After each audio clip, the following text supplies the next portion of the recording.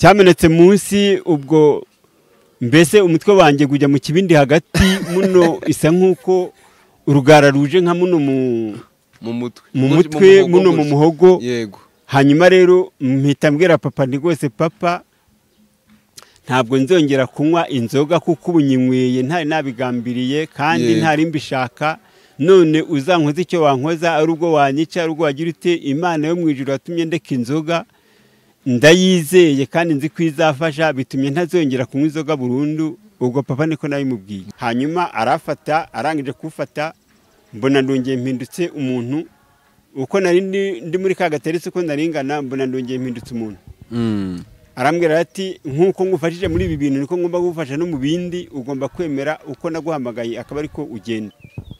Ndabasuje mu izina rya Yesu Kristo nitwa Koranumwete Theophile ndashima Imana kuko itugirira ubuntu n'imbabazi kabana natwe kugeza uyu munsi wa none ikomeje kuturinda izina ryayo rihabwe icyubahiro. Ibi nizo binezeza abakristo mu rugendo.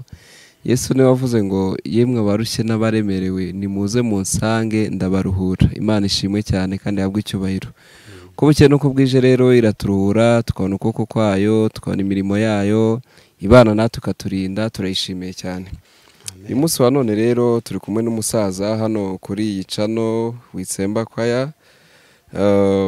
Ndagira ngo musabe atwibwire namara kutwibwira dukomeze tuganira. Turabakiriye kuri Witsemba.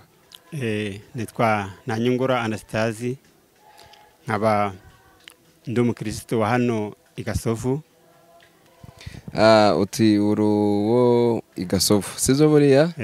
Aha ntacyo turakomeza tuganira ariko reka tubanze dusenge dukomeze ikiganiro. Mana data twese uri mu ijuru turagushimiye kandi turaguhimbaje. Tugushimiye ko ukomeje kubana natwe no kuturinda tukaba turi amahoro nushimwa bw'icyubahiro. Turakwinginze rero ngo ubane natwe muri uyu mwanya tuze kunguka ari twe tuganira n'abazadukurikirana bunguke tusabye twizeye mu izina rya Yesu amen. Aha rero umuntu akurebye ukuntu ngana n'ukuntu uri umusaza ahita yibaza ibibazo bitandukanye. Uturu w'i Gasovu uri umukristo wigeze ubaho utari umukristo?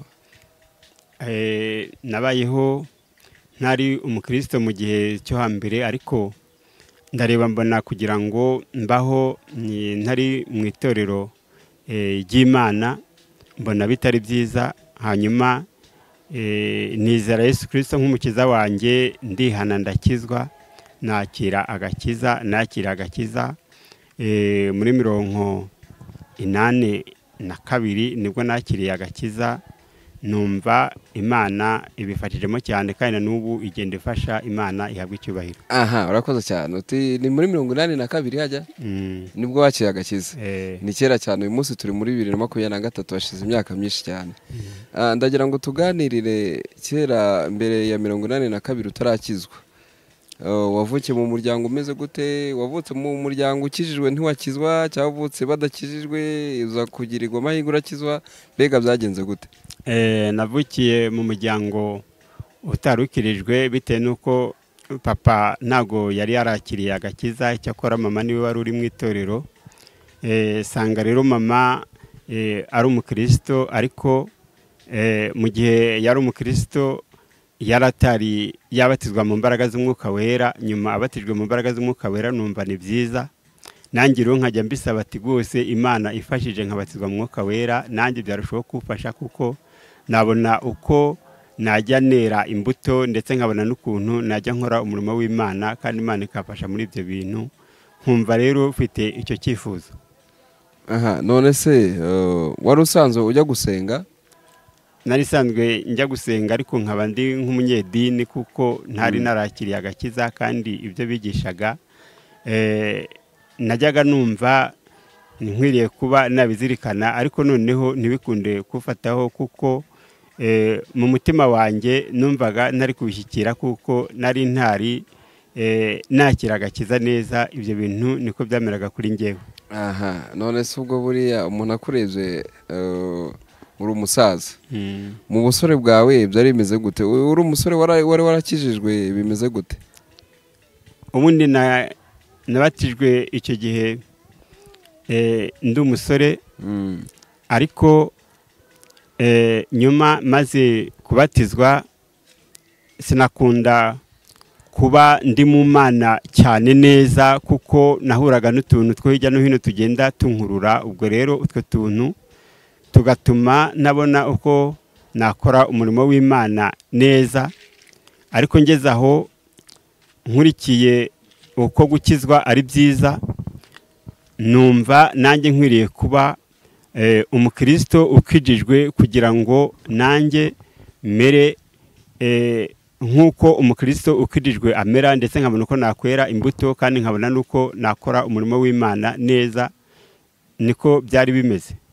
None se ndibaza uravuga ngo ugakizwa, ubundi abantu benshi bavuga ngo narakijijwe, ngo narihanye. Wakijijwe iki? Wihanye iki?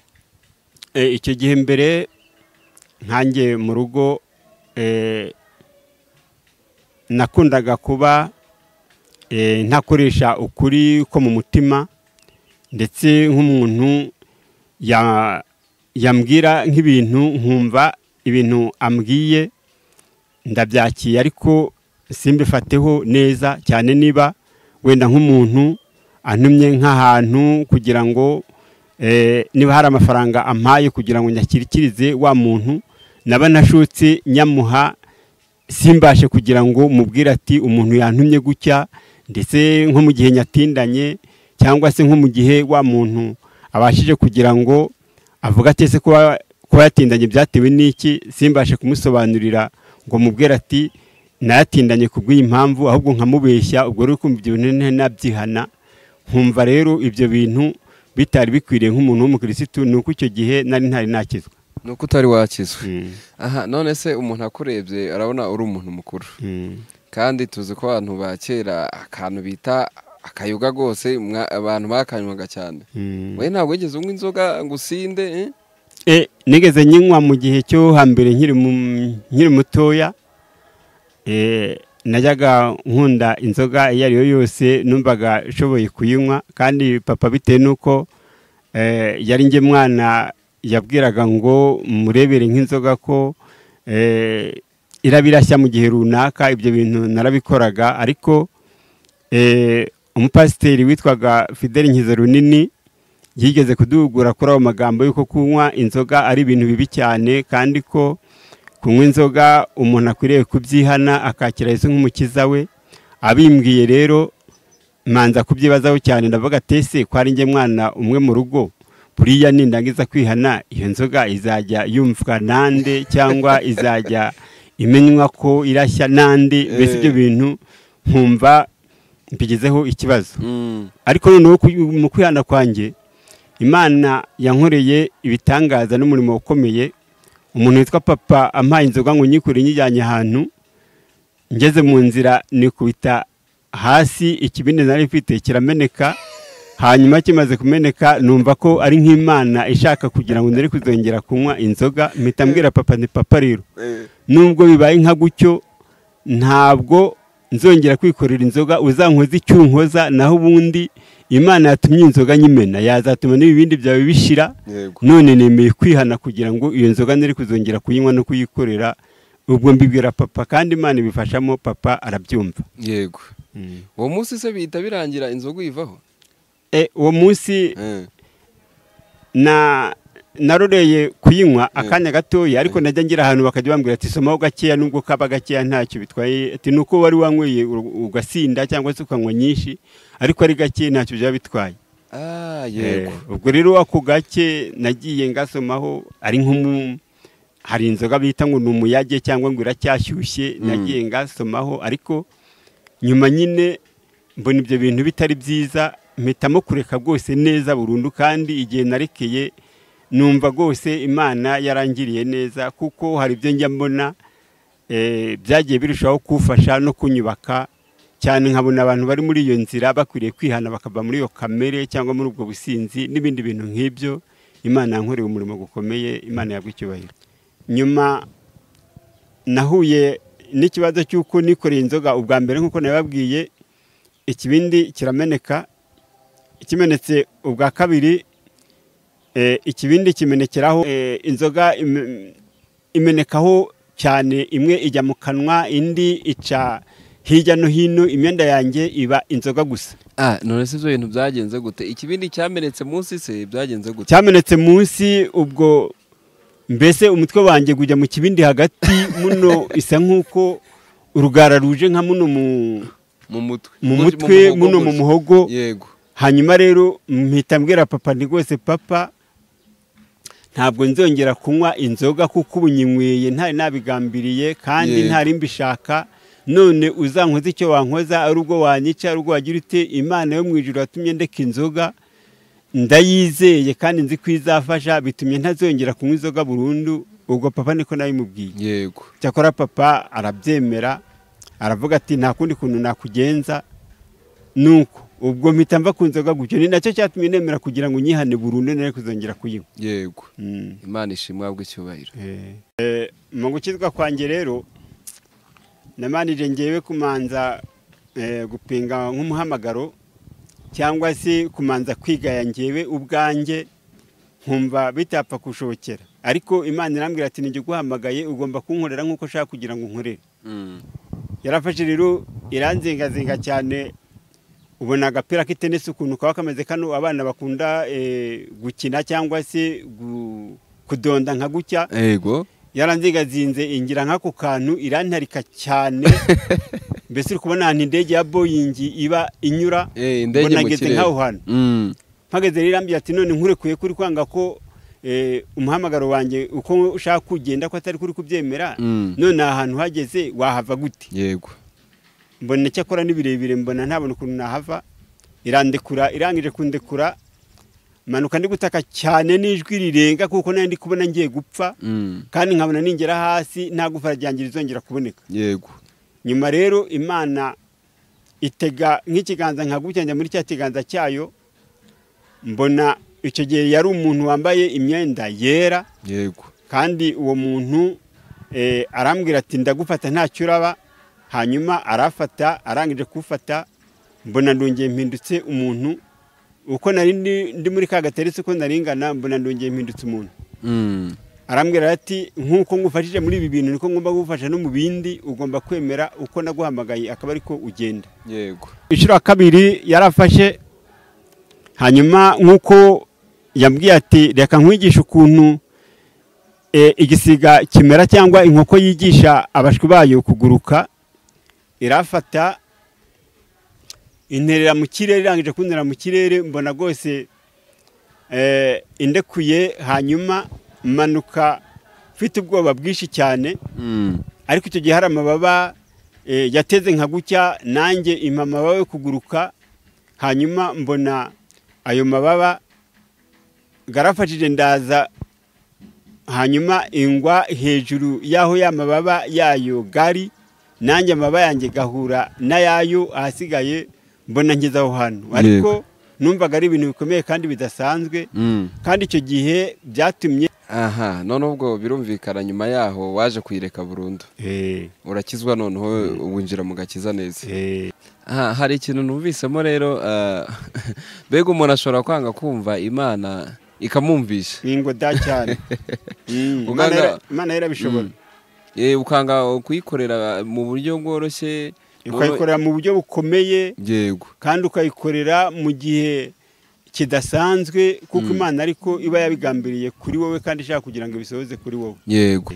Ndagira ngo tuganire rero, umaze gukizwa wumvise hari igiki gihindutse? Maze gukizwa numvishe ikintu gihindutse, ari uko Imana ikoze umurimo n'ibitangaza mu bugingo bwanjye, nkumva ngomba gukoresha ukuri, ndetse nkumva mu murimo w'Imana ngomba kuyikorera mu gihe gikwiriye n'ikidakwiriye, kandi Imana ikabifashamo kandi igenda ibikora. Yego. Imana ishimwe cyane yabanye nawe rwose. Uyu munsi uri umusaza, ufite abana bangahe? Mfite abana 5. Abana 5? Nari mfite 7 ariko 2 bakuwe mu mubiri, ubwo rero 5 nibo basigaye. Nibo basigaye. Ubukwe se wabukoze warakijijwe cyangwa wabukoze utarakizwa? Ubukwe nabukoze narakiriye agakiza, bitewe nuko ubukwe nabukoze muri 1991. Ubwo rero uri kumva ko nari narakiriye agakiza. Yego wari warakakire kuko wakakire muri 1982. Aha none se tujya tumva rero ngo abantu bakijwe ngo gukora ubukwe ngo bari ikintu kigoranye cyane, ngo none hari umuntu duheretse guhura numva avuza akana avuga ngo abantu bakijwe ngo nibo bahura n'ibibazo. Nta bibazo wahuye nabyo muri icyo gihe cyo gukora ubukwe ngo tuganirizo? Nagiye mbona nabyo, ariko nubwo nahuye nabyo Imana bifashijemo kuko cyane nari mfite isezerano. Muri iryo sezerano rero niryo nagiye ngenderaho, kandi nkavuga ko uko Imana yampaye isezerano nanjye mbitegereje kugira ngo bizashyike. Cyane ko navuga ko mu misabire yanjye nasabye mu muryango udakijijwe, bifuza ko ushobora kuba nabatura inzoga cyangwa se imisururu, ariko ngewe mbabwira ko ikintu ngomba gukoresha ari umutobe udasindisha, kuko nakiriye agakiza kandi ko ari ngomba gukoresha. Barambwira rero ati uwo mutobe mu kuwunzanira kwanjye ni ukujya ukoresha ibishoboka byose ukamenyesha ko urawuzana kugira ngo ngewe mbimenye. Nagiye rero mbimenyesha kwa data bukwe, hanyuma barabyemera. Ariko noneho nahuye n'ikibazo cyo kugira ngo hariya mu muryango wo kwa data bukwe niguza kureba urugo nka kumwe bavuga ngo baza kureba aho umukwe ari, hari umuntu babwiye ngo tuzabatarire ibitoki, hanyuma ibyo bitoki tuzabitaremo umutobe, wa mutobe tuzawuhogere guzabe inzoga, bo bazazi bari kuyisanga iwacu mu rugo. Babwira ko ibyo bintu rero ntagomba kubyemera. Hanyuma babyemeza papa arambaza ati ariko wa mwana we nyine koko wihanye inzoga, ariko nubwo wihanye inzoga, hanyuma abantu bakaba bazaza badusanze hano mu rugo kugira ngo ibyo bitoki mbitare, nindangiza kubitara mbihogere havemo inzoga barayisanga iwanjye, hari ikibazo kiraba gihari ko urugo azaba ari urwanjye.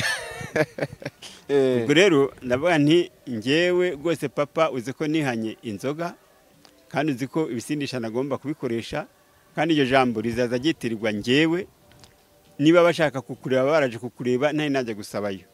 None kuba narasabyeyo bagomba kwemera bakanywa umutobe nk'uko natwe tuwunywa, kandi nk'uko natwe tubikoresha akaba ari bo bakwemera kugira ngo bakoreshe.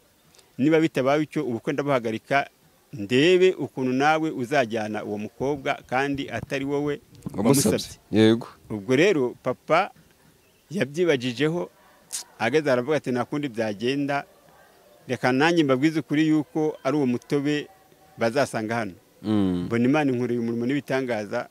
Hanyuma arabyemera, arangije kubyemera umutobe ari wo basanga, numva mbishimiye Imana. Yego. Ubukwe buba buratashye. Kandi ikindi mu gihe cy'icyo gihe hanyuma papa nawe hari igihe yigeze kumbwira ngo dusengere umusururu ahantu gusindisha awuture kwa data bukwe, ndangamubwira yuko bitagomba gushoboka. Hanyuma papa nawe mbimubwiye, mbona Imana inkoreye umurimo n'ibitangaza, arabyemeye. Uwo musururu ntitwigera tuwusengera ngo tuwuture, ahubwo dutura umutobe, numva mbishimiye Imana. Yego. Mu gukizwa kwanjye ninjiye muri korari, ariyo korari Witsemba. Hanyuma rero muri icyo gihe twakoraga ingendo zo mu buryo butandukanye, kandi Imana ikadufasha muri urwo rugendo. Nyuma rero mbona hari igihe korari yari igiye kujya ahantu bita Ikarengera. Hanyuma mu gihe abandi bantu bari bafite umwiteguro wo kujyayo babona amafaranga, ariko ngewe amafaranga sinaza kuyabona. Ariko ayo mafaranga ntari nayabona, numva afashe gahunda yuko nashobora kuba najyayo.